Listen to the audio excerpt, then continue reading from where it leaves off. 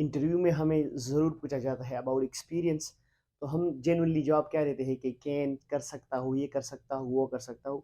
लेकिन अगर आप एक ही टॉपिक का रिपीटिशन बार-बार करते हो, एक ही लफ्ज़ का इस्तेमाल आप बार-बार करते हो, तो आपकी स्पीकिंग बोरिंग बन जाती है। तो इसके लिए हमने क्या कर देना है, आपने टर्मिनोलॉजीज़ को चेंज कर देना है, कभी कैन लगा देना है, कभी भी एबल लगा देना है, कभी नो लगा देना है, और इनमें थोड़ा बहुत फ़र्क भी है। So let's begin and learn in this video. Hello and welcome to the English Wisdom. Let's begin then. What do we say about experience in an interview? आप एक्सपीरियंस के बारे में किस तरह कहोगे, तो आप इस्तेमाल करोगे कैन को। एक तो ये वाला स्ट्रक्चर है, कैन का इस्तेमाल कर लोगे। दूसरा आप इस्तेमाल कर लोगे बी एबल टू, और तीसरा हम इस्तेमाल करेंगे नो हाउ टू। अब इन तीनों में फ़र्क क्या है? एक बात तो आपको बिल्कुल क्लियर होनी चाहिए कि यहाँ पर बी एबल टू जो मैंने लिखा है, इसके बाद भी बेसिक वर्ब लगेगा, कैन के बाद भी बेसिक वर्ब लगेगा, और नो हाउ टू के बाद भी बेसिक वर्ब लगेगा। लेकिन इनमें फ़र्क क्या है? So this is our topic for today. जब आप कैन का इस्तेमाल कर लेते हो, तो इसका मतलब होता है general abilities, means the ability that you have, जो आपकी जो एबिलिटी आप में है, ये एक आम एबिलिटी है, मतलब सब में होती, मुझ में भी है, तो आप तब इस्तेमाल कर दोगे कैन को। For example, let's suppose I can teach any book. Look at this sentence. अब आप देख लो यहाँ पे, I can teach any book, मतलब आपका एक इंटरव्यू चल रहा है एक स्कूल में, एक प्रिंसिपल या एडमिनिस्ट्रेशन आपका इंटरव्यू ले रहा है, तो आप उससे कहते हैं I can teach any book, मैं कोई भी बुक पढ़ा सकता हूँ, it's not a big deal for me. तो सर आप नहीं पढ़ा सकते, बहुत सारे टीचर्स हैं जो पढ़ा सकते हैं, क्लियर। तो यहाँ पर आप जनरल एबिलिटी की बात कर रहे हो, तो आपने इस्तेमाल कर देना है कैन को। लेकिन अगर आप स्पेसिफिक एबिलिटी की बात कर रहे हो, स्पेसिफिक एबिलिटीज, मतलब वो एबिलिटीज जो बिल्कुल आम लोगों में नहीं होती और आप में है, तो फिर आप इस्तेमाल करें be able to. For example, let me give an example, I am able to use computer. Now यहाँ पर आप देख लो, I am able to use computer. अब यहाँ पर क्या है, ज़्यादातर टीचर्स कंप्यूटर के बारे में नहीं जानते कि एक्सेल क्या है, एम एस वर्ड किस तरह इस्तेमाल कर दे, इस पर आप क्या क्या कर सकते हो। लेकिन अगर आप टीचर होते हुए ये जानते हो, तो ये आपका एक्स्ट्रा स्किल है जो स्पेसिफिक है। ज़्यादातर टीचर, मैंने बता भी दिया कि ज़्यादा टीचर्स में ये नहीं होता ये स्किल्स। तो आपने यहाँ पर इस्तेमाल, I am able to use computer too. अब टू लगा लो तो बहुत अच्छा है, ना लगा तो कोई मसला नहीं होता। तो यहाँ पर पहले आपने जनरल एबिलिटी की बात की, so I can teach any book. जिस आपने कहा I'm able to use computer too, so it means that it will look very good. और अगर आप ऐसे कैन का रिपीटिशन करते आ रहे हो, तो आपकी स्पीकिंग पर बोरिंग बन जाती है। For example, you just want say I can teach any book and I can use computer too, so it means it is still fine. It's I don't say it's wrong, but if you switch, अगर आप इसको switch कर देते हो, change कर देते हो, so it will look a bit more awesome. तो आपने ये सब कुछ कर देना है।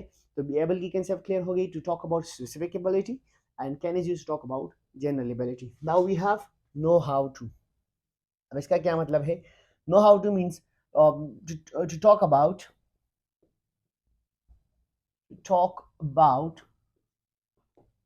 a technical ability.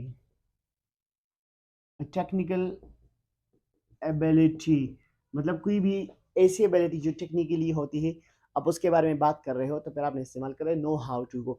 For example, let me give an example, I know how to repair computer. मतलब यहाँ पर क्लियर हो गया कि कंप्यूटर में अगर कोई फॉल्ट आ गया, तो वो उसका भी रिपेयरिंग मैं कर सकता, मतलब हार्डवेयर सॉफ्टवेयर भी जानता हूँ उसमें, वो मतलब कर सकता हूँ मैं।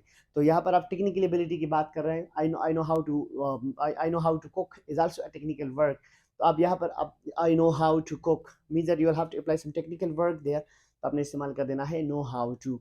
जब आप जनरल एबिलिटी की बात कर रहे हो, तो फिर कैन। जब आप स्पेसिफिक एबिलिटी की बात कर रहे हो, बी एबल टू। एंड जब आप एक ऐसी एबिलिटी की जो टेक्निकली होती है उसकी बात कर रहे हो, तो फिर आपने इस्तेमाल कर देना है नो हाउ टू। अब ये 3 स्ट्रक्चर्स हमारे पास है to talk about experience in a place. For example, मैंने पहले कह भी दिया कि अगर आपकी, फॉर एग्जांपल, जो मैंने एग्जांपल दिए, तो आप टीचिंग के लिए कहीं पर अप्लाई कर रहे हो और एडमिनिस्ट्रेशन आपसे इंटरव्यू ले रहा है और आपसे पूछे कि आपकी एक्सपीरियंस क्या क्या है, तो आप क्या कहोगे? I can teach any book, means that you just want to say that कोई भी बुक मतलब मुझे मसला नहीं है, तो आप ये आप आपका नहीं बल्कि सारे सारे के सारे टीचर ये कर सकते हैं, इट्स नॉट बिग डील।